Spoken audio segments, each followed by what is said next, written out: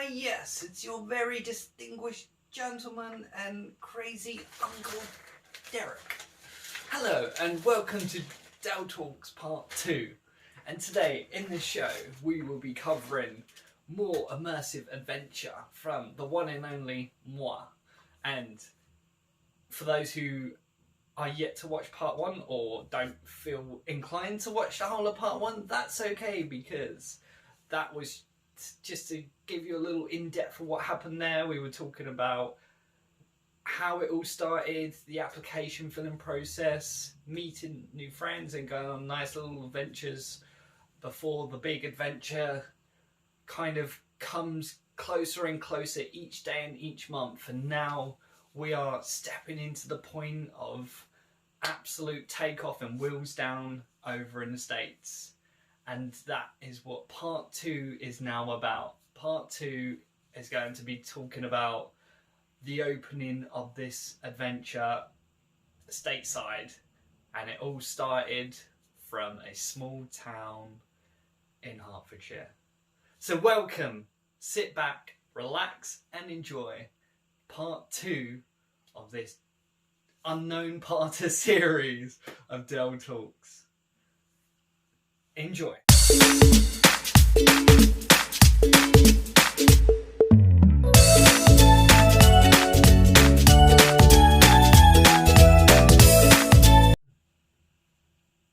Hey! Anyway, sorry, I got myself there. Anyway, so yes, here we are. Now, we're going back to April 2015. So everything's in check. We have our paperwork, we got our visas, and we've signed our contracts on the camp side of things too. And we have been employed and we are waiting for the final days to count down before we're on that plane stateside.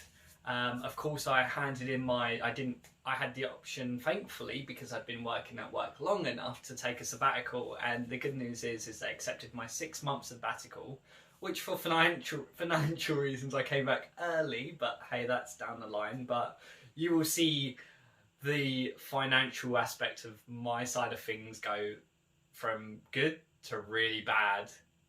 And then I did kind of get screwed over a couple of times, I won't lie. But hey, we'll get to that, you know.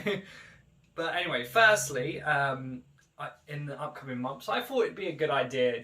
Let's just start you off somewhere. I thought it'd be a good idea to pay off my phone contract. Now, it's a 2-year contract, so I already paid off my first year.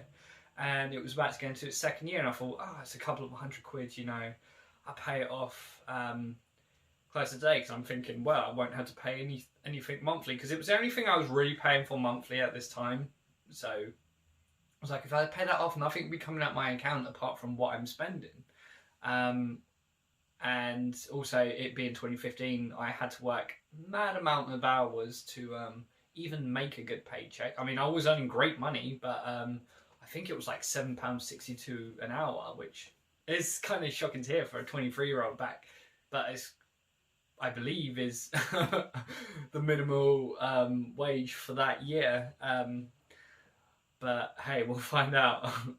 Anyway, so I basically, paid off this contract, and for some reason, my company also took an extra 200, which turns out was a mistake on their end, but I got a check, thankfully, 4 years later, saying, oh yeah, sorry, we charged you extra, here's your 200 quid back. And I'm like, well, it's a bit late now, isn't it?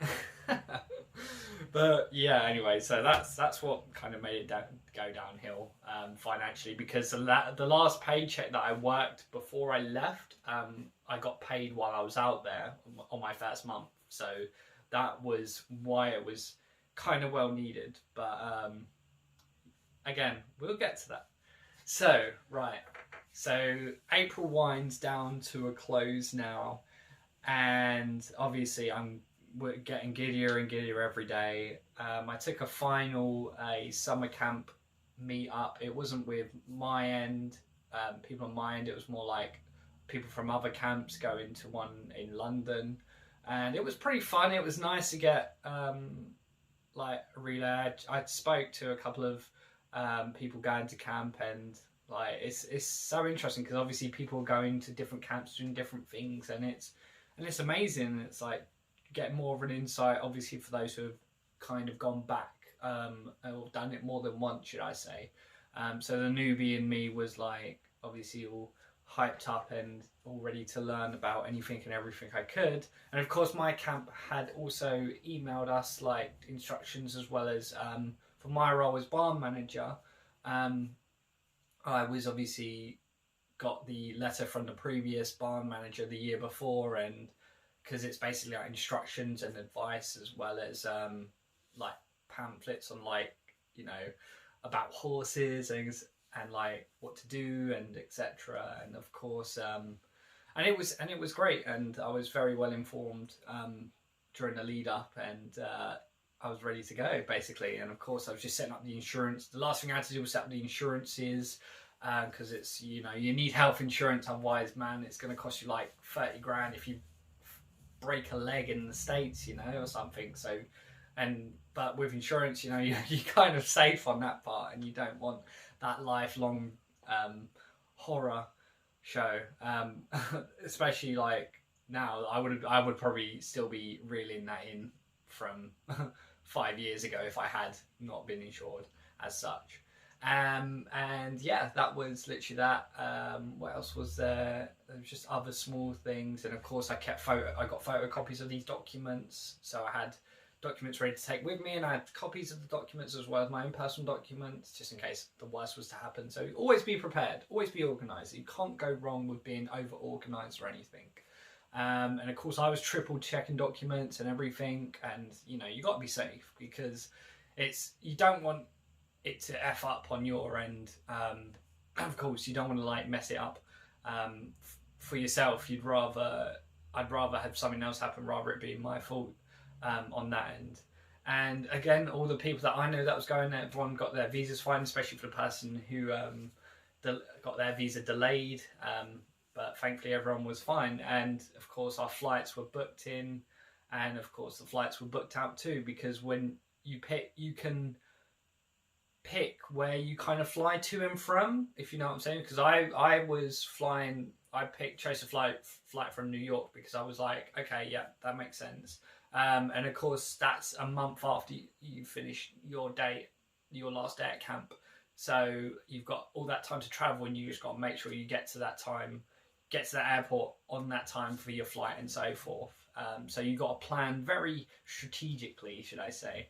And of course, like if you like didn't want to fly it from London, you could change it, but of course some changes were free, some you had to pay extra for, and that is literally that.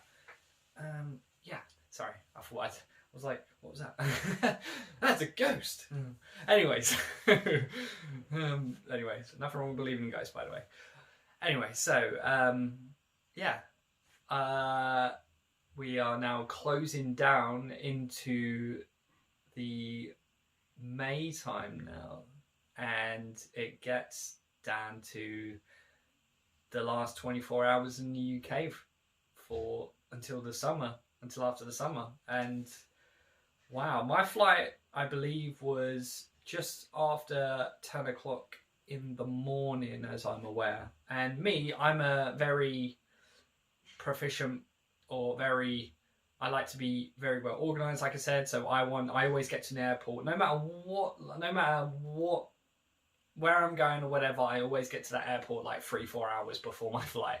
Because I don't mind sitting around in the airport. I'd rather sit around in the airport than be late, you know what I'm saying? And that's kind of something that you want to avoid in reality, because the last thing you want to do is miss your... Hey guys, just a quick one on this note. The phone decided to ring in the background, so I had to like edit it at this point. But yes, carry on your flight. So I got a couple of interesting techie items, because I wanted to be prepared, not only paperwork wise but technology wise. I had of course headphones being the most important, as well as my phone fully unlocked and dual SIM ready to go. I also had an iPad which was bought for me as a little gift.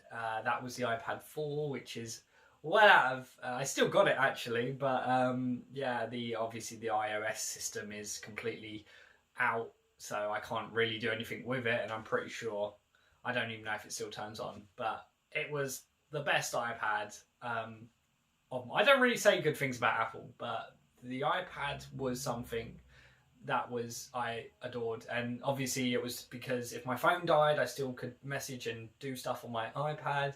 And I kind of also had power banks there as well, where I picked up power banks along the way so I could charge my stuff. And this was, I won't lie, this is like a lot of first times like using a lot of things like tablets and power banks and all that, because I'd never obviously had yet to be in situations where I needed these things and this technology. But the technology side of things was sorted. My bag, I went for a 120 litre.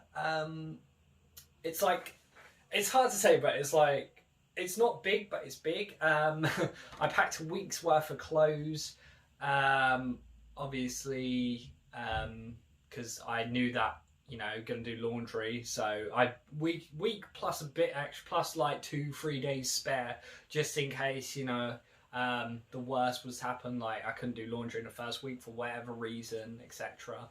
But it worked out fine, and of course I realised that being the length I was there for, I could, you know, pick up by like maybe an extra pair of jeans or something, which was a lot of. And also I had to hide my tattoos as well. That was one of the things that I expected, which I wasn't too fussed about, because it's a traditional camp, so obviously you kind of not allowed to, you know, have certain things in front of the campers, should I say, like technology is, so you can use it in the staff rooms and all that, but and out of the way, but apart from that, everything had to be hidden. So I had to hide this, and the rest were on my legs. So you could imagine what working in jeans in 30 degrees was like. But it's okay because I wore a vest, so you know, kind of balanced out the heat proportion. Yeah, it was the first time I also wore a vest for a whole summer as well.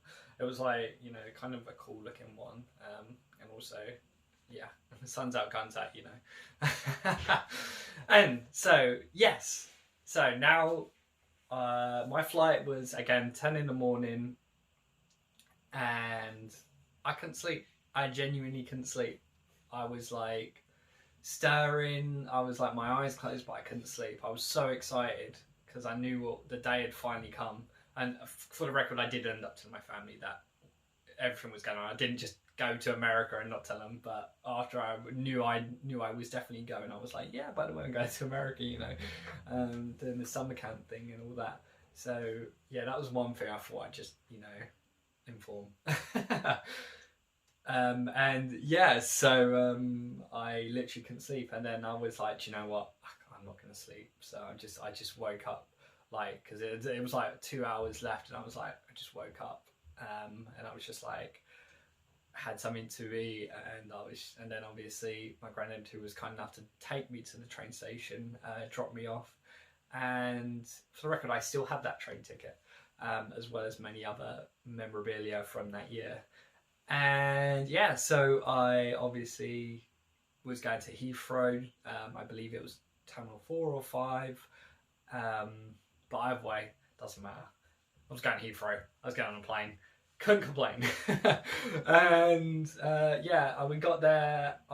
The others I met at the airport, I believe. And yeah, I got there at a good timing, had my breakfast there, and funny enough, what do I get? An American breakfast, like literally. I was like, my last day in the UK for about 3-4 months, what do I do? I know, American breakfast, why not? Let's just be judgmental when I eat it here and then compare it to over there, you know.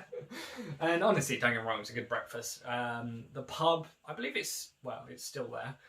It was there when I last went through Heathrow. I don't know if it's called like the Highland or something like that. It's like a very nice little pub actually in the and for those Americans, a pub is a bar. Just want to clarify. And yeah, it was like very nice. And I think I can't remember.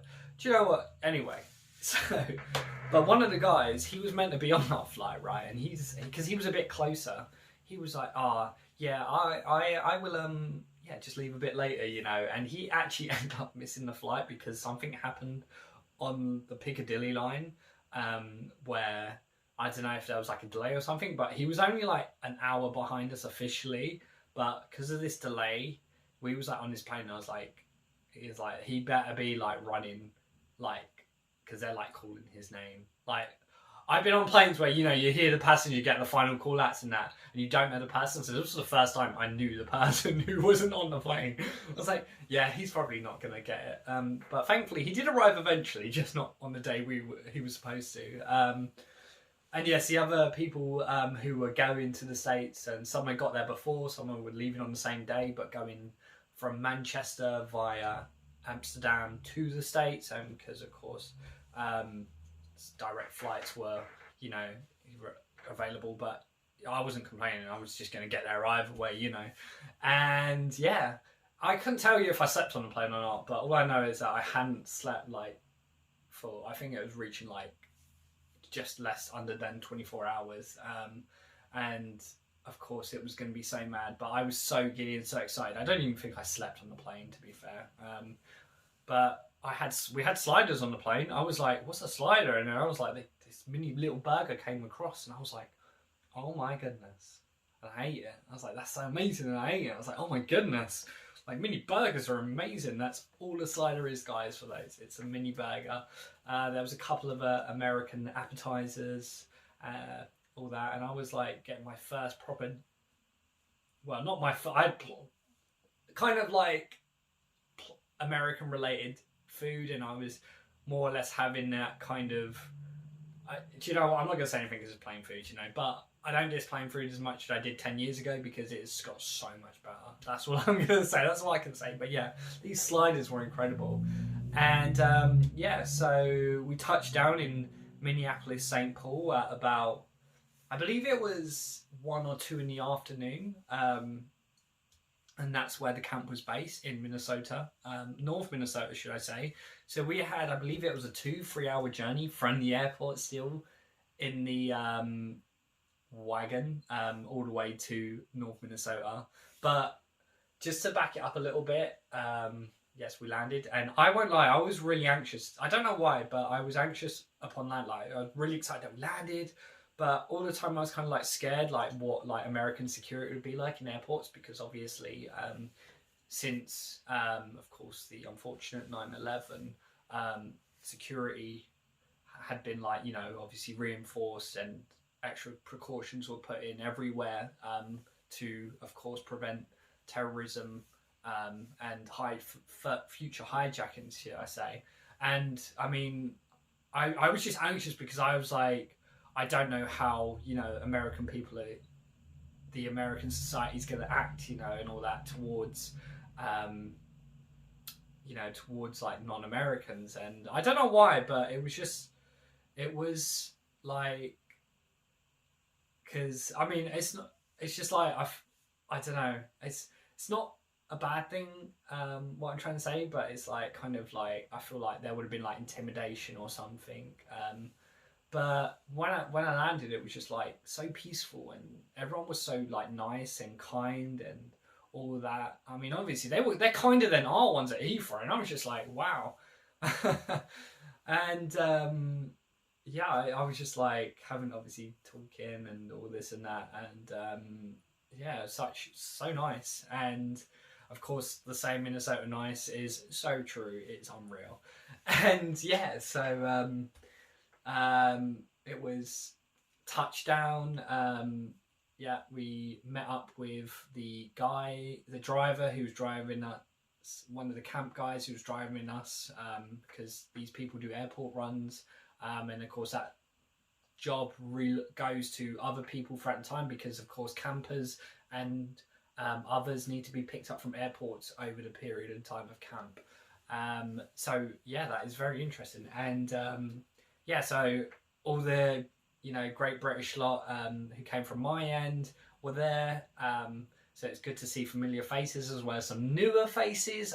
People arriving from, I other parts of America. I don't know, because it's hard to remember who was there, but I think New Zealand, Australia, and some Eastern Europeans too. I know. I'm trying to think of his name now. But this guy, he was great. Obviously, he's American, and he was such a funny guy. And he told us that, yeah, we're going to stop along the way, pick up some. You got some money for some food, and then we'll get you to camp. And for the record, I did have my card ready as well, and some cash there as well. The rest of the cash I was going to spend. I had my personal cash, and then I had the money that I was going to earn from summer camp, and which was going to go towards my monthly travelling after. So I was just using my personal money for the first working period. And so, yeah, so we arrived and hitched our ride. Of course, everyone was tired. I was really excited. And it was just like, I was just looking out the window like, oh my goodness, like being so amazed. And I don't even remember falling asleep, but I mean, I might have conked out for a moment because I hadn't slept in a very long time. But yeah, we caught up, people slept, people had a rest. And I was just obviously taken in by the scenery. And of course, I couldn't believe that, this would be the place that I end up falling in love with and all that. And yeah, so the journey commenced. I had my first taste of a proper American burger. I believe it was Wendy's we went to. I think it was a Wendy's we stopped off. It had to be a Wendy's. And I was just like, my mouth just dropped and I was just like, oh my goodness. I was so hungry, but I was just like, just give me that burger. Just please. I just want that burger. And honestly, oh my goodness. It was so good. Like the fries were so good. And it was hard because it was like, I could have ordered so much extra, but I was like, no, we have a limit, guys, okay?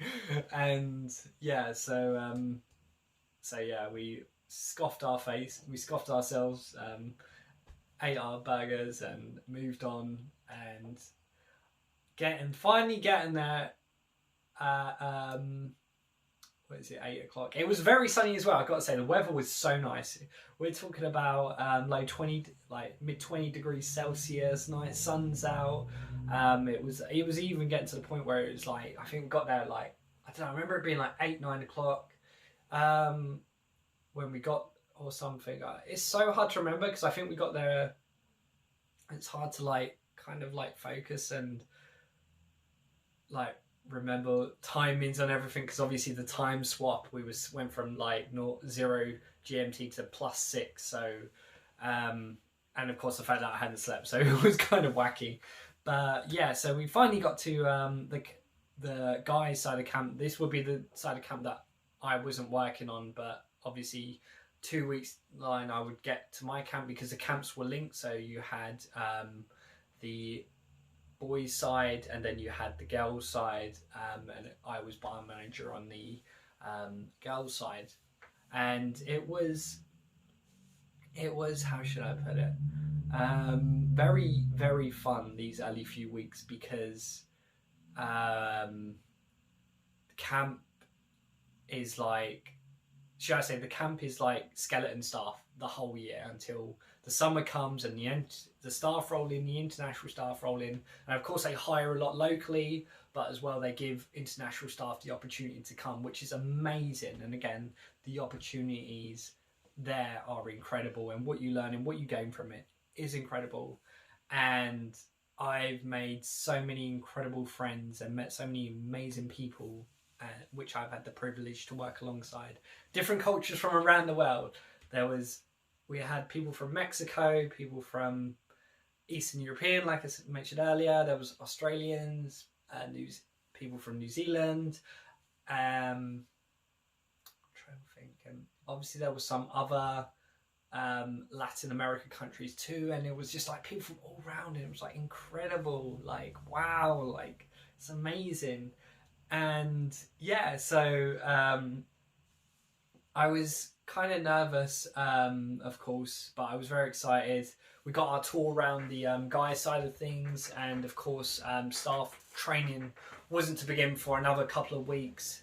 So we was focusing on camp cleanup because, like I said, these camps are on skeleton crew all the year, so all the cabins are pretty much out of bounds and all that, and like the land just, you know, gets the weather to it, and so you get the wind and you got the leaves falling in the fall, you got the snow that comes in all over the year, and it's like a mess. And all of us in the beginning are there to like get things set up, get things ready to the best we can. You know, we're raking the forest. We're literally, no joke, we are raking the forest. We're cleaning those cobwebs. We're like pressure washing everything and pulling equipment out of sheds and getting it all set up, like ready for like, it's like basically setting up a really, really big party. That is literally what it is. Because yes, and then obviously over the next few weeks, more and more people arrive. The flights come in because obviously people come in at different times and all that. And then again, you get the campers who come in at like, I believe it's 4 weeks up, like after the first month, because obviously you get there like end of May. So I think it's like, it's hard to tell, but these next 4 weeks, these first 4 weeks in the introduction and how things run, is beginning to shape and kind of take place. And so, yeah, of course, we got introduced to the staff. We gave icebreakers. We was in the canteen area, which are these beautiful, and it's these beautiful like all these log cabins as well. They're so like classical, and you know, we got shown to our temporary quarters, and it was just all these beautiful cabins, and it was just like, wow, like this is amazing. And it was still a bit chilly, I won't lie, but I remember it was getting to 10 o'clock, and yeah, you know, we was just chatting, and we was playing some basketball, and then just having a look around, all this greenery, so these tall pine trees, wow, just everything was like, I was just like, and I was just so excited, and I was like, oh yeah, by the way guys, you're up tomorrow at 7 a.m. I was like, what? 7? It's 11 and I haven't slept yet. But thankfully, I don't know how I did it, but I still managed to get up at 7. Okay, the next day. And yeah, it's great how they worked things out. And I was very excited. Again, well, I'm going to keep saying that. You know, you're like, just shut up already. We get it, okay? And so, yeah, so the following day we got up at 7 o'clock. You marched down, well, not marched down, but you took a slow walk down to the breakfast cabin, should I say, the canteen, where, like, obviously, you know, you had the food, the breakfast. This has happened at every meal. Like the food was on the tables, and then each table had its like set up, so kind of like a restaurant in a way. And obviously, you know, you played your part in scraping the things scraping, like basically like being, you know, nice, keeping things tidy, and you know, cleaning up after yourself pretty much. And that's literally that. And of course, like no double dipping with knives and that on like the peanut butter and jelly, of course. And it was so good because I love the concept of peanut butter and jelly, and that was literally, I had to have my fair share of it. So that was that. And I remember one of the moments that happened, I decided to wear my onesie because I was like, yeah, you know what, I don't really care. And I got so many dirty looks. I won't lie, it's a Cookie Monster onesie. And all the staff was like, well, one of the staff members was like, why are you wearing your pajamas? And I was like, what are you on about, pajamas? And it's like, this isn't pajamas. Like, actually no, was it? It was not my Cookie Monster onesie, it was my my normal one. And I had to run back and get changed. And I was like, really? It's not my onesie's my chill outfit, not my pajamas. Jeez. But yeah, so there was just a little scary moment there, and I was like, okay, I'll be a good boy. But yeah, and again, it was exciting to be chatting and finding about, like, you know, where these people come from and like what it's like and all that kind of stuff. And you got to know in depth about other cultures, and it was so exciting. And there was much more to come. And that was literally how that week panned out, really. Well, the first week was a bit slow, you know, just intros and icebreakers, and then we started into like, you know, getting rakes out and brooms and everything, and then we started, you know, laughing, joking, getting to know each other. I loved the Australians. There was Amy, Mary. Oh no, Mary was from New Zealand. Sorry, Mary. Amy. Oh, that was her friend. Oh, Colombia was also from New Zealand. So I'm getting people mixed up. So I'm not gonna go too in depth on that. But yeah, having a laugh and a joke, and of course, going around on these little like F-150s with like the like, which had all the stuff in the back, and then you'd like throw the leaves in the back, and it was kind of fun because you like had a like little, like, obviously it was being safe about it, but like literally just sitting down in the back, just like something from like kind of like a movie of some kind, where you're like, it's one of those like 50s movie where you just like chill in the back, like sitting there with your rake, like kind of like some very hard-working farmer's boy kind of thing. And it was wow. And obviously, you know, you're relating to a lot of things, kind of quoting vines and finding, you know, stuff that the interests are in and all that, like who's interested in what and what's what. And I remember one of the nights, one of the guys, actually I think it was the first night, where one of the guys hid under one of the other guy's bed for a good 3 well, I fell asleep. See, the funny thing is, he went out to do his laundry and he hid under his bed when he left, and I dozed off for a bit, and I woke up to him screaming, and I was like, what? I was just like, what? And it was like, literally, that guy had been under his bed for goodness knows how long. He even said he almost fell asleep. You took so long. And turns out, obviously, he did his laundry and then had his shower, and then he just came back like at some point, and I was just like, wow. I was just like, wow, are you still under there? Actually, I think I might have woke up like 5 minutes before and been like, are you still under there? And it was like, yes. I was like, oh wow, you know. And that was kind of funny. There was kind of some very like innocent but funny pranks. Like literally nothing like too like, you know, crazy to get, because obviously, you know, you don't want to get like kicked out of camp on like your first week or something, of course. So you had to, you know, abide by these rules and all that, because, you know, you want to be professional but also have a joke, but, you know, in a not so serious way. So, you know, like spraying someone with a water gun and all that kind of stuff. And yeah, so lots came of it.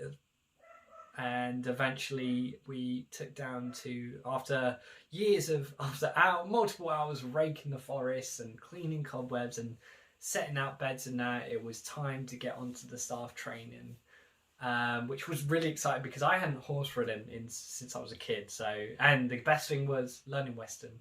But that is something we'll be covering now in the next episode, or should I say the next parter. But I hope you enjoyed that little story there with, of course, I'm just going to summarise it there. So here we are, what is it? We've touched down in the States now. We've made the long journey from home all the way to the US, North Minnesota. We've had our first taste of a real American burger. And now we are starting to like settle down into camp life and understanding the process and meeting new people and making these new friends around us. And that's literally that. And now we'll kind of be moving on to the staff training, where we go from training with the horses, how to look after them, how to take care, well, pretty much what I said in the first thing, but how to take care, how, what they eat, how to ride, how to saddle up, how to prepare, how to do mostly everything to do the job that I was hired to do. And of course, working alongside my beloved other staff, we had the bar manager from the boys' side. We also had the teachers who also obviously had to learn their parts. So we all kind of got trained under the same wing, and these are exciting times. Now, I'm going to let you on a little secret. It's not anything like, it's safe for work, don't worry, guys. So, one of the days, I decided to wear wellies over my Converse because I knew we was going to be in a very muddy situation, of course, because why else would I wear wellies? And they obviously were too big for me, so I had to keep my Converse on and put my boots on over. But what occurred later on was 10 minutes of someone pulling me around by my feet, trying to get these wellies off me because they were stuck on my feet for a good 10-15 minutes, and everyone's just like casually just like sitting there while I'm just like just like getting dragged around. It was a mess. But also, I got to say, I did love the camp dogs. Yes, the camps do have dogs. And Teton was the one on our side. He was the most amazing, sweetest French bulldog ever. And I loved him. But he didn't like guys. That was only because, unfortunately, someone, of course, had a traumatic experience in his past who was a male. So obviously he was a bit cautious, but of course I'm an absolute animal lover and I love animals from everywhere and anywhere. And I mean, I have been thinking about petting wild animals, even though I shouldn't, and I didn't, don't worry. But I would literally see a deer and be like, I really want to pet it, you know? I'd be like, I really want to pet that grizzly bear, please, but please do not pet grizzly bears, honestly. But no, honestly, that's that, and I'm going to wrap up there, and we'll continue part 2 with the staff training, and we'll be moving on to and settling down into my side of camp, and how those early first few weeks went for me, and of course, again, learning new things and making new friends. It's all it's about, really. CFAB, you know. And yes, so that'll be that, and we're wrapping up there. So I hope you enjoy, everyone. Take care, and I look forward to seeing you in my next episode.